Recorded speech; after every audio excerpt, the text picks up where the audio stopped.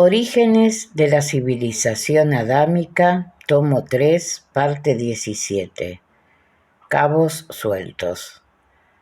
Recordará el lector que 3 enfermos del espíritu absorbían la atención de los Cobdas, médicos de la paz, Adenia, una de las berecinas del príncipe Elíser que realizaba sus 20 lunas de primera prueba, el infeliz mago disfrazado de hortelano que la hiciera víctima de una formidable sugestión, y el príncipe Eric, hijo de Lugal Marada, el famoso caudillo de los países de nieve. El origen de la enfermedad en los 3 era uno mismo: fuerzas malignas poderosas que bajo distintos aspectos se habían apoderado de ellos.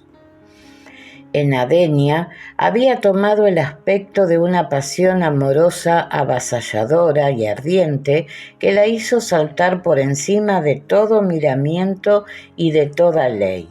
Mas el hilo conductor de aquel fuego vivo había sido cortado por los Cobdas después de grandes esfuerzos.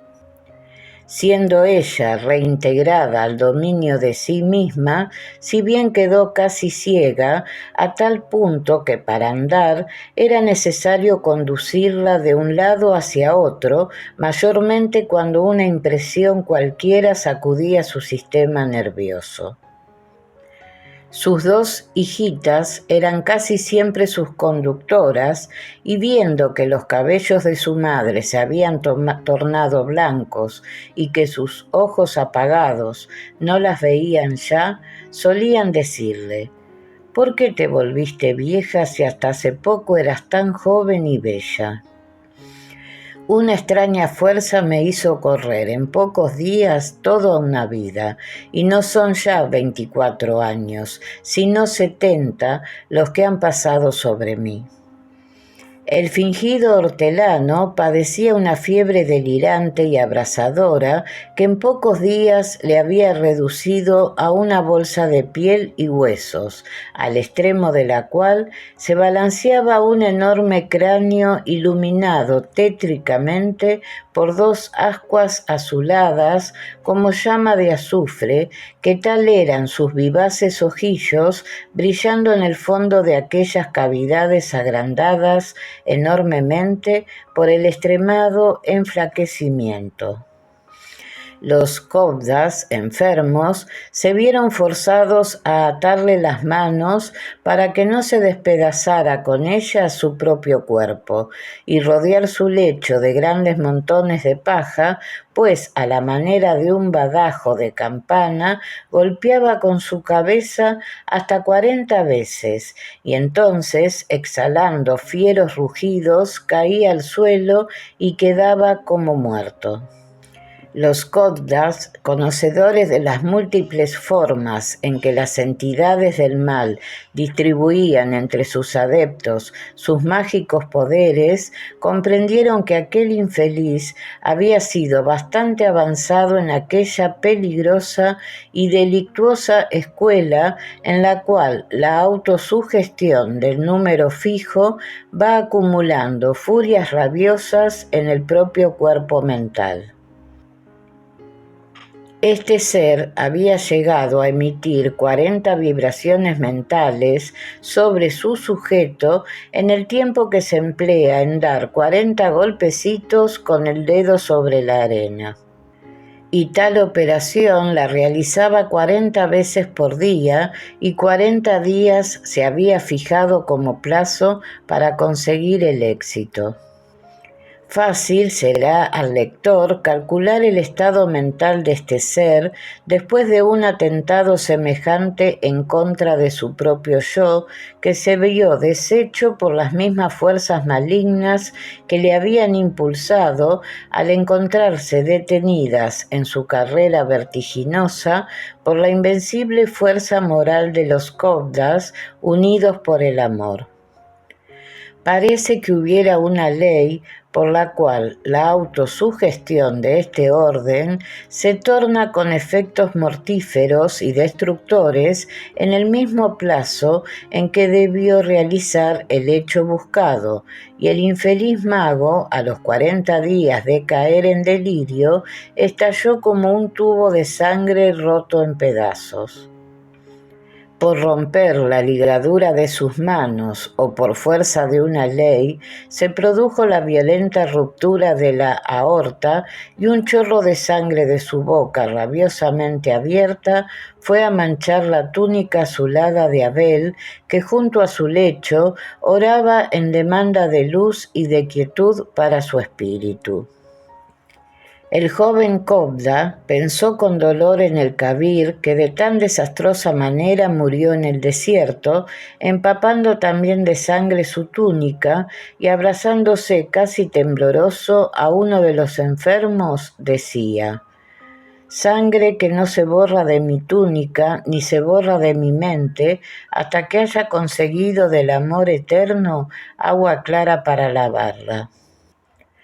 Alma madre de los mundos y de los seres, no volveré a ti sin haberles sumergido en tu piedad inconmensurable y divina, que todo lo perdona y todo lo salva.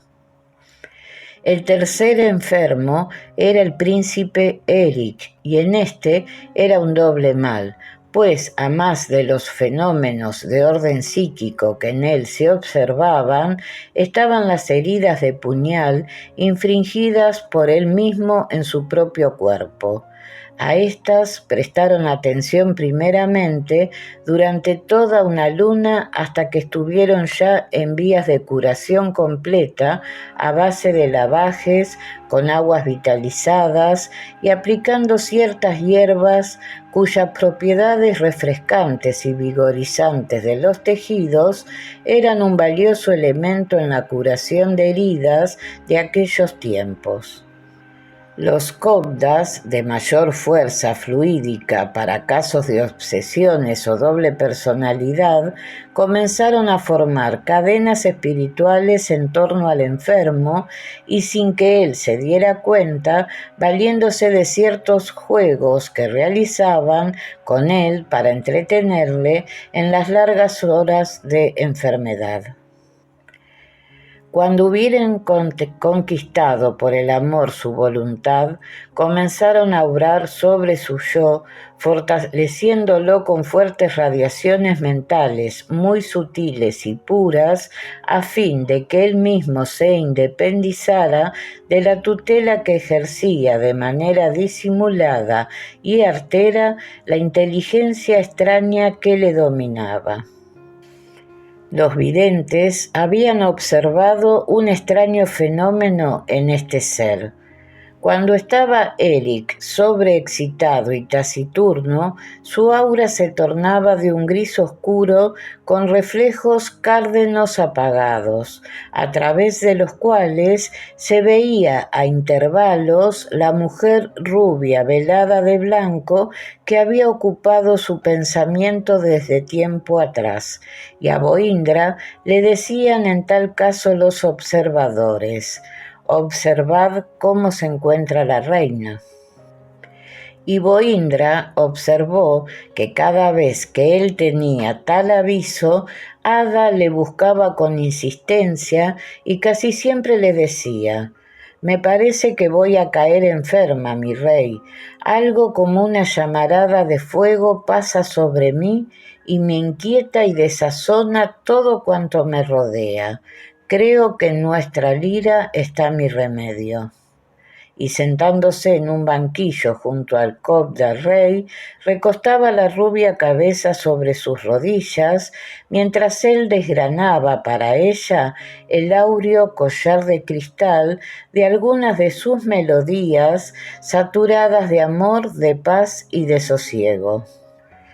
Boindra, llegando casi a la ancianidad, y Ada a la plenitud de la vida, envueltos en el blanco nimbo de un amor que raras veces se encuentra sobre esta tierra, ofrecían a las almas evolucionadas un continuo raudal de agua fresca que bebían con ansiedad, semiconscientes de que en mucho tiempo quizás no volverían a beberla. Y es que la ley eterna, de tanto en tanto, parece dejar filtrarse a través de un resquicio los resplandores del amor eterno sobre este planeta, sobrecargado siempre de los pesados vapores de rastreros delictuosos pensamientos. Se había observado igualmente que en Suri el Cobda Mohino, como le había llamado Abel cuando niño, se había despertado grande afinidad con el príncipe Eric, el cual a su vez estaba encantado de Helvecia, la niña que sufrió un golpe juntamente con Surima el día aquel terrible y trágico del desbordamiento del Éufrates. La niña solo tenía 10 años y era de ver cómo el príncipe interrumpía sus juegos con los cobdas bajo los árboles del parque cuando veía entre las otras a la niña aquella que le atraía. En tal momento los cobdas observaron que su aura se tornaba normal, o sea, de un gris azulado y blanquecino, con suaves reflejos verde claro y rosado, como si un iris flotante le siguiera. La inteligencia extraña quedaba anulada, como si perdiera por completo su dominio sobre Eric. La conclusión que ellos sacaron de todas sus observaciones y estudios fue esta. La escuela secreta del Cáucaso, a la cual pertenecía Eric, era una vasta ramificación de las viejas escuelas de Atlántida, en las cuales se dedicaban casi exclusivamente a adquirir poderes sobre la voluntad de los seres, a lo que ellos llamaban propiamente la cadena, porque lo era en verdad sobre el yo de los individuos. No se dedicaban siempre al mal directamente, pero cualquiera comprenderá que se necesita una gran evolución y lucidez de conciencia para no sobrepasar el límite de lo justo en tan delicado asunto. Porque una cosa es inclinar las voluntades hacia lo justo y lo bueno para propender o impulsar los seres hacia el bien, y otra cosa muy distinta, apoderarse de la voluntad, coartando el libre albedrío de los seres llegados ya a su período de evolución consciente. En el caso de Eric, se había sobrepasado este límite con el fin de apartar a Ada de Boindra, con el cual formaba, en medio de los cobdas, una especie de aureola maternal tan inmensa en su ternura delicada y suave que debido a eso pudieron ellos ofrecer al Verbo de Dios la hora de reposo que la eterna ley había decretado para él en su larga y dolorosa carrera de Mesías.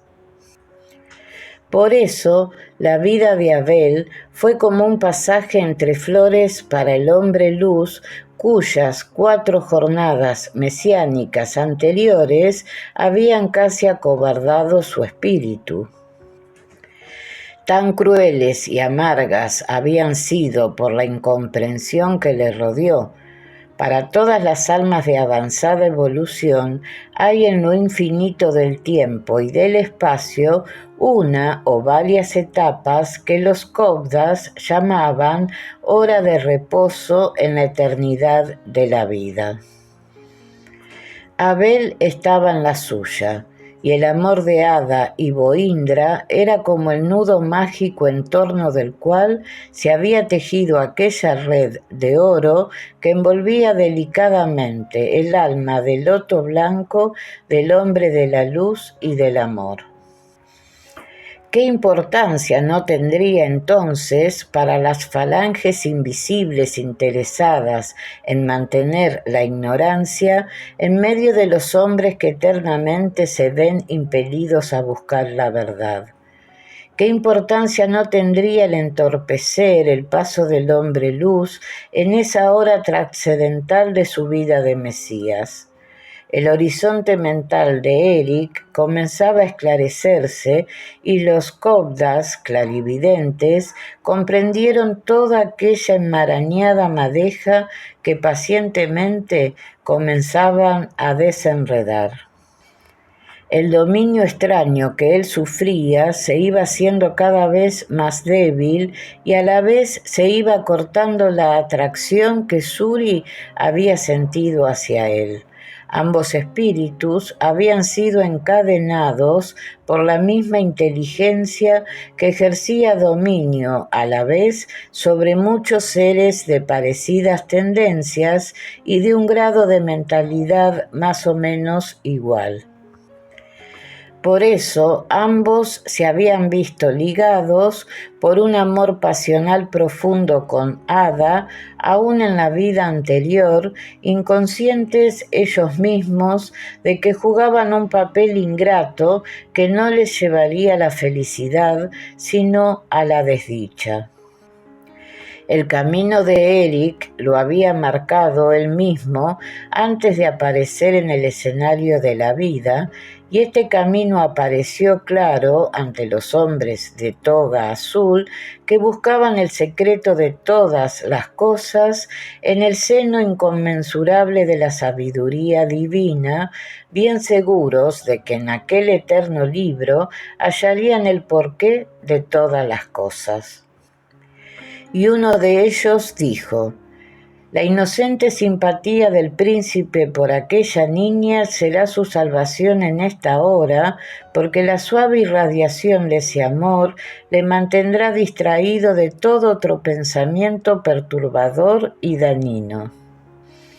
El detenido estudio que de este caso realizaron les llevó a todos a la unificación de pensamientos, y dueños ya del escenario en que actuaban y conociendo a fondo a los personajes, los Cobdas resolvieron con acierto el grave problema.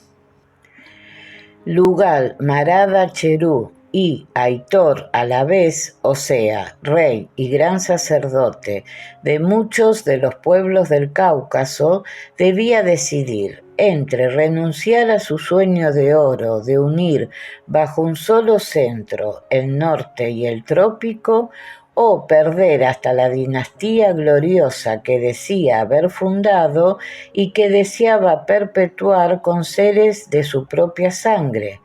Y antes de perderlo todo, el viejo caudillo optó por salvar lo que tenía seguro.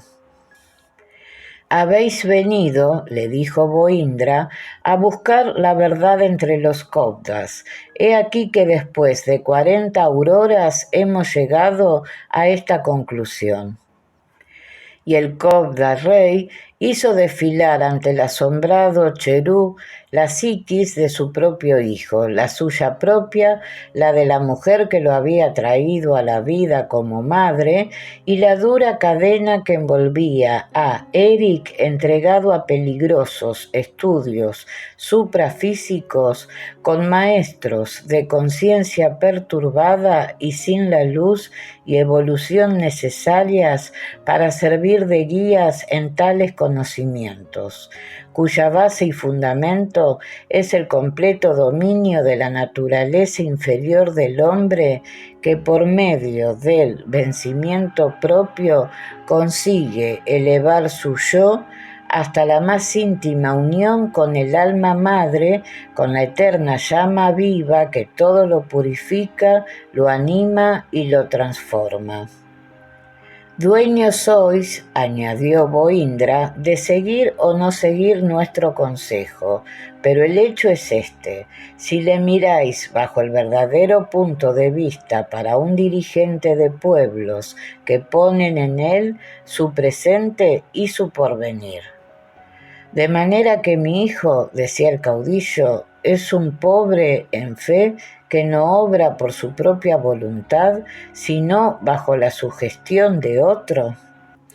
Está, como veis, en vías de liberación completa, respondió Boindra, y si estáis de acuerdo con lo que hemos pensado para su bien, dejadnos obrar y creemos que no os pesará después.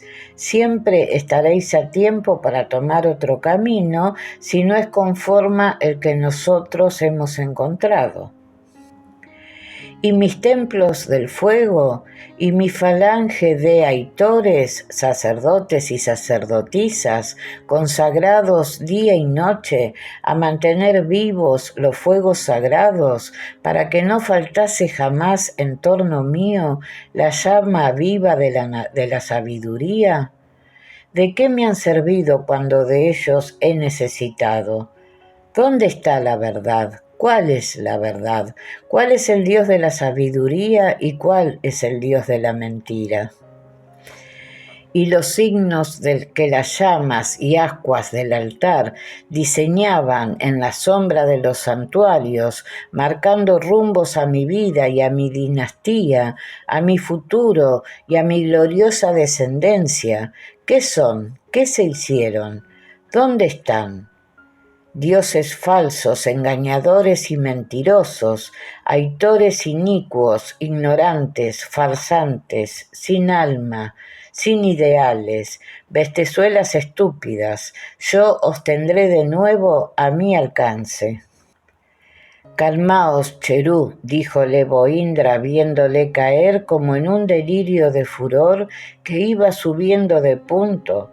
Calmaos, que él que ha llegado a descubrir el engaño tiene ya la mitad del camino andado. ¿Quiere decir que soy como un cordero maniatado en vuestras manos y que tengo que hacer lo que vosotros queréis? Interrumpió de nuevo el caudillo. El Cobda Rey entornó sus bellos ojos de color castaño para quietar su propio espíritu que tendía a sublevarse ante la inaudita inconsciencia de aquel hombre. Los Cobdas del turno de esa hora sintieron en la mansión de la sombra la llamada del Cobda Rey y unificados sus pensamientos le formaron una coraza que le mantuviera invulnerable a las flechas. Sintiéndose ayudado, se serenó prontamente y antes de que Lugal Marada se diera cuenta de la interrupción, continuó la conversación. No os pongáis, Cherú, en condiciones de víctima, porque aquí no hay verdugo de ninguna especie, y en vez de figuraros que sois un cordero maniatado en vuestras manos, pensad más bien que sois un hombre que va de viaje y que ha encontrado un obstáculo en el camino. Pedís a otro viajero que os lo ayude a salvar, con lo cual, entre ambos, dejáis el camino expedito para vosotros mismos y para los que vendrán en pos de vosotros. ¿No os parece este pensamiento mucho más digno de vos, Cherú, que habéis sido llamado a dirigir pueblos? Tenéis razón, respondió ya calmado el caudillo.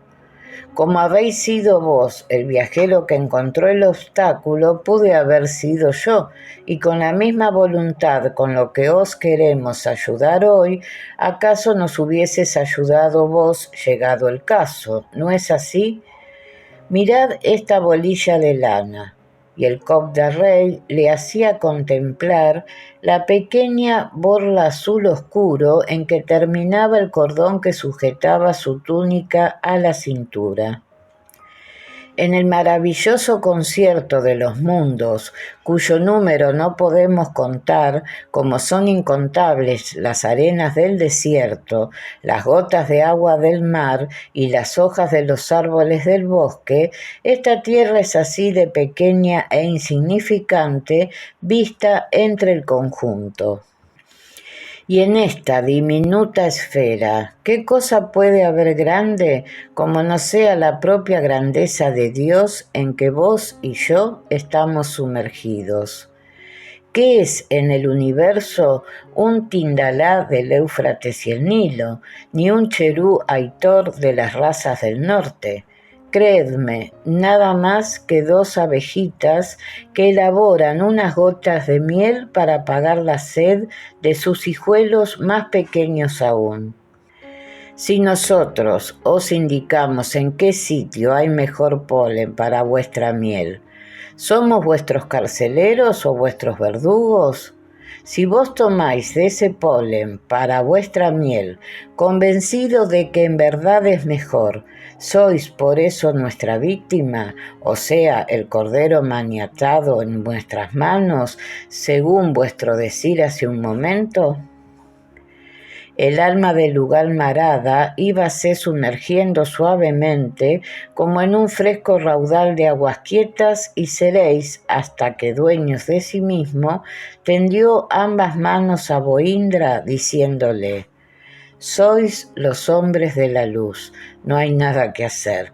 La sabiduría habla por vuestros labios, oh rey, y sin querer mandar, mandáis. He aquí que sin disparar una flecha, sin ejércitos y sin navíos, habéis conseguido una gran victoria, donde el vencido soy yo. Perdonad, Cherú, que modifique también esa frase, que a mi juicio no es real ni verdadera. No olvidéis mi figura de los dos viajeros, ni olvidéis tampoco la de las dos abejitas. Ni en uno ni en otro caso hubo lucha, ni porfía, ni contienda, sino búsqueda de una misma cosa, el camino a seguir en el caso primero, la miel a recoger en el caso segundo. ¿Lo veis? Mientras nos encuadramos en nuestra propia real y verdadera pequeñez, el amor y la amistad nos cobijan y nos amparan. En cuanto nos figuramos ser grandes y fuertes, estamos los unos frente a los otros como panteras que de colina a colina se arrojan zarpazos y gruñidos.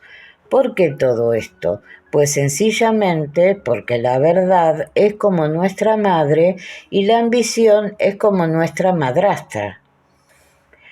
Bien, bien, veo que tenéis una antorcha para cada rinconcillo del alma que se acerca a la vuestra, y acabáis de alumbrar la mía con todas vuestras antorchas encendidas para evitarme el caer al abismo, contestó emocionado y casi satisfecho el caudillo caucasiano. Ahora sí, Cherú, que habéis hablado como un inspirado de la sabiduría, le dijo Boindra, estrechándole ambas manos. Y de común acuerdo resolvieron celebrar una audiencia privada entre el Alto Consejo de la Paz por una parte y por otra Lugal Marada con su hijo y sus hombres más destacados para convenir con el príncipe Elíser y Bengalina, una de sus vecinas, si había posibilidad de unir años después a la pequeña Helvecia con Eric si llegan a un completo acuerdo entre todos. El príncipe Elíser y Bengalina iban a cumplir sus 20 lunas de prueba para vestir la túnica azulada de los hijos de Numú cuando se efectuó la audiencia privada para decidir sobre el futuro de muchos pueblos. Y Boindra encomendó al Cobda Akatsu, que era el intermediario entre el Alto Consejo y el país de Etea, de ponerles al tanto de lo que se había resuelto. Este Cobda, de unas 49 años de edad, se había dedicado casi exclusivamente a los trabajos de metalurgia y el taller de alto relieve en cobre y plata estaba a su cargo, como también el entenderse con los mineros directamente a los fines de estorbar los negocios usureros de los piratas que acaparaban los metales y las piedras preciosas, haciendo morir de hambre a los hombrecitos enanos de las grandes ciudades subterráneas.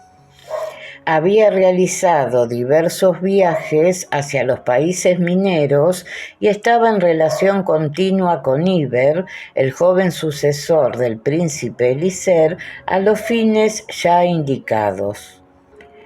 Proyectaba un viaje al país de Van, Armenia, con Joved el Cobda, intermediario con dicho país, cuyos mineros se quejaban del hambre y la miseria a que estaban reducidos por la avaricia de los unos y la inercia de los demás. Akad-Su había intimado amistad con Eliezer y Bengalina desde el momento que salvó de la muerte a su hijita Helvecia. Encargado por Boindra, él fue quien preparó a los padres de la niña para la audiencia que iba a realizarse. Bengalina, la madre, se oponía fuertemente a lo que ella juzgaba una desatinada unión. ¿Cómo era posible pensar en un enlace con una criatura de 10 años? Eliezer, más sereno y reposado, esperaba el final de los acontecimientos, seguro de que los Cobdas no darían un paso en falso. Todo lo sacrificaré con gusto por la felicidad de mis hijas, pero a la edad competente, y no tengo fuerzas para separarme de ella cuando es aún una niña. Dentro de 6 aurioras vestiréis la túnica azulada, le decía a Akad-Su, procurando tranquilizarla. Y ya sabéis que una de las más profundas convicciones de los Cobdas es que el amor salva todos los abismos. Y si está en el destino de vuestra hija este acontecimiento, tened por cierto que el eterno amor lo realizará sin violencia y sin esfuerzo. Jamás me separaré de mi hija para no verla más. Es inútil que gastéis palabras. Si me decidí a venir aquí fue por la seguridad de tenerlas las dos a mi lado y cerca a la vez del príncipe, su padre. De otra manera no me habría apartado de Monte Casson. Muy injusta sería vuestra ley si después de separarme del que fue padre de mis hijas, ahora me exigiera apartarme también de ellas. Decid, pues, al Tidalá que si para darme la túnica azulada se me exige esta dura prueba, que me vuelvo a Etea, a la mansión de las Berecinas, junto a la mangrave Elisa, que tan dulce y buena fue para mí. Pero esto no es para hoy, continuaba Akad-Su, sino para dentro de 40 o 60 lunas, cuando Helvecia sea ya una mujer, y vos una Cobda que pueda ir juntamente con ella a establecer un refugio en aquellos países que desde luego formarán parte de la Gran Alianza. Ah, eso es otra cosa, murmuró Bengalina serenándose. Ya lo decía yo, exclamó Eliezer. Cuando los Cobdas hablan es porque ya pensaron demasiado. ¿Qué sabemos tú y yo si acaso en aquella hora estableceremos conjuntamente con nuestra hija un santuario como este en los países de la eterna nieve? Cuando la audiencia se efectuó, Eliezer y Bengalina, Lugar Marada y su hijo Eric ante el Tidalá, con su alto consejo, dejaron decidido lo siguiente. Pasadas 50 lunas, Eric tomaría el Éufrates para celebrar esponsales con la hija del príncipe de Tea si ella aceptara tal decisión. y en tal caso Lugal, Marada y el Tidalá se comprometían a una estrecha alianza defensiva y de ayuda mutua para los pueblos que ambos gobernaban. La ley de la alianza debía comenzar a implantarse en los pueblos del Cáucaso, eliminando de sus costumbres la compra y venta de esclavos, la poligamia, las torturas físicas y la pena de muerte. Las prisiones de las cavernas debían transformarse en casas de corrección por el orden y el trabajo y dar esposas a los prisioneros de guerra, entre las mujeres que quedarían sin maridos al cumplirse la ley de la única esposa. Que las escuelas secretas que tanto daño causaban a la juventud incauta serían puestas bajo el control de hombres experimentados en la ciencia de Dios y del Espíritu, o clausuradas las más para transformar sus grandiosos templos en talleres de trabajo o casas de educación para la infancia. Lugal Marada heredaría por igual a todos sus hijos, aun cuando quedase solo el mayor Eric, con el título de Aitor, que era el título genuinamente caucasiano con que desde tiempos remotísimos se había designado a los soberanos. Y el nombre Lugal Marada se perpetuaría usado juntamente con el nombre por todos los hijos del gran caudillo como distintivo de su raza y de la dinastía fundada por él. Y el Tidalá del Éufrates y el Nilo se comprometía a su vez a enviar de los mejores sujetos que entre los hombres y mujeres de vestido azul quisieran prestar sus servicios como instructores de la juventud caucasiana y como primeros sembradores de la simiente de fraternidad humana que tan poco o nada se conocía en el país de las nieves eternas. Los pactos fueron grabados y firmados sobre piedra por ambas partes, y Lugal Marada y su heredero emprendieron el viaje de regreso a su lejano país, llevando consigo instrucciones y planos para realizar la transformación de los suntuosos templos en santuarios de la sabiduría y del amor que irían luego a regentear los hombres del prodigio y de la luz, como llamaban en aquella época a los hijos de Numú. El príncipe Eric siguió otras rutas más silenciosas, consagradas al estudio, a las investigaciones metapsíquicas y a la reforma moral de las masas que tuvo a su contacto.